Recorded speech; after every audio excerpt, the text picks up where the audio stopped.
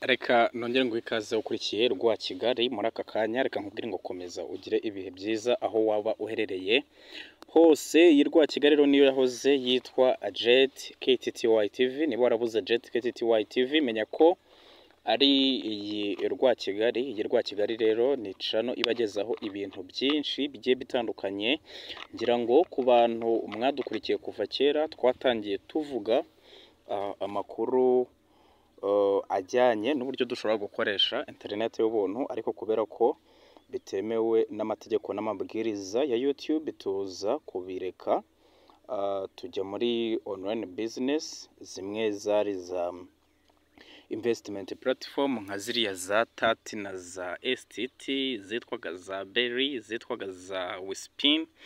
Nk'izo zose izo nazo tugenda dusobanukirwa ukuri kwazo, tuza kuzireka ndetse tuza kwisanga muri cryptocurrency, anariyo ingaruye muri aka kanya. Ariko tukiri muri cryptocurrency twaje no kugera ku gice cyo kwiga forex trading, ndetse twize n'uburyo bwa RyoQ, ndetse mbese muri make iyi ni YouTube channel ikugezaho amakuru agiye atandukanye, haba y'imyidagaduro, ikoranabuhanga, gushaka amafaranga, politike ndetse n'andi menshi agiye atandukanye. Muri aka kanya rero tugiye kurebera hamwe uburyo bugera kuri bune cyangwa butatu ushobora gukorera amafaranga kuri Binance, ndetse turaza no kugaruka ku buryo abantu benshi bagiye bibaza twagiye dukora hano, ariko ibibazo bikadusanga muri comment, umwanya wo kubisubiza ukabura. Ariko muri aka kanya tugiye kubiramburira hamwe. Nkwibutsa ko rero utarakora subscribe akariko kanya kugira ngo ukande subscribe, kugira ngo tujye tubana mu biganiro bigiye bitandukanye. Ku bantu mutazi gusesengura amasoko ya cryptocurrency, twatanze amasomo y'ubuntu, ndetse ni amavideo uzasanga ariho title yanditseho ngo live technical analysis. Nubwo twasesenguraga amafaranga yo muri forex trading, ariko na hano muri crypto aya macoin asanzwe za Bitcoin byose bisesengurwa kimwe. Ubwo nabyo rero bishobora kuba byagufasha kumenya crypto igiye kuzamuka, cyangwa se ubwoko bwa coin bugiye kuzamuka cyangwa se bugiye kumanuka, cyangwa se ukaba wamenya ngo ese ko bimeze gutya bigiye kugenda bite. Reka rero tudatinze dutangirire ku buryo bwa mbere. Iyo uje ugakanda aha kuri aka kantu, ubwo wamaze gufungura Binance account yawe, ndetse ukamakinga sure ko hano hejuru uri verified. Hari verified no kuvuga ngo Binance yanjye iri verified, n'ubundi isanzwe ikora. Uburyo bwa mbere tugiye kuganiraho, tugiye kuganira kuri iyi in. Ese hano kuri in ushobora kuhakura amafaranga gute? Hano turahakanda, twigeze kubikoraho ikiganiro ariko abantu ntibasobanukirwa. Tukimara kuhagera tuhasanga utuntu tubiri, tuhasanga flexible and locked. Hano ni all, ubwo ni all nyine ni flexible and locked, ariko reka tubanze duhere hano kuri flexible. Iyo dukanda kuri flexible turasanga BTC, BNB, Ethereum, USDT, ADA n'izindi coin zigiye zitandukanye. Hano rero hari view all coins, turasangamo coin nyinshi, harimo zigiye zifite ama percentage agiye atandukanye. No kuvuga ngo niba winvestinze hano uzabona 10.47%, ariko ikibazo gihari ni ngo ese izi percentage umuntu azibona mu gihe kingana gute? Ese ni ihame ko izi percentage umuntu azibona? Nibyo rero tugiye kurebera hamwe muri iki kiganiro, nibyo nifuje kubaganiriza. No kuvuga ngo tugiye dufite coin nyinshi kandi zifite ama percentage agiye atandukanye. Urugero nk'iyi ifite 0.8%, 0.22, hari n'izifite 20%. Ubwo urakomeza ugenda ureba, ariko icyo wamenya nuko iyi percentage, urugero ni hano muri USDT winvestinzemo hano, iyi percentage ingana n'10.47%. Muri flexible iyi percentage uzayibona mu gihe igishoro cyawe kimaze mu gihe kingana n'umwaka kiri muri USDT. nibwo uzabona iyi pourcentage y'10%. Ibyiza byayo ni ibihe rero?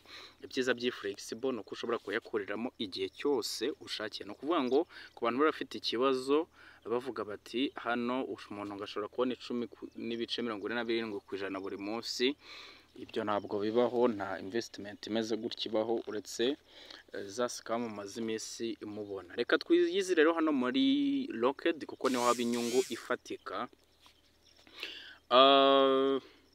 Nitwitegereza neza turasanga BNB ni hagati ya 0.7% kugeza kuri 2.5%, gukomeza kumanuka. Katurebe coin ifite pourcentage nyinshi nk'iyitwa BSW yo kuva kuri 3.9% kugera kuri 14. Bivuze iki rero? Niwe investing amafaranga yawe muri iyi coin ya BSW mu gihe kingana n'iminsi 30, uzabona 3.9% mu mezi abiri, ubone 5.9% mu mezi ane, 14.9%. Ibi rero bikora bite? Niba ufite amadolari 400, niba ufite amadolari 400 ukaba ushaka kuyashyira muri iriya coin mu gihe cy'amezi ane, amadolari 400 gukuba 14.9%,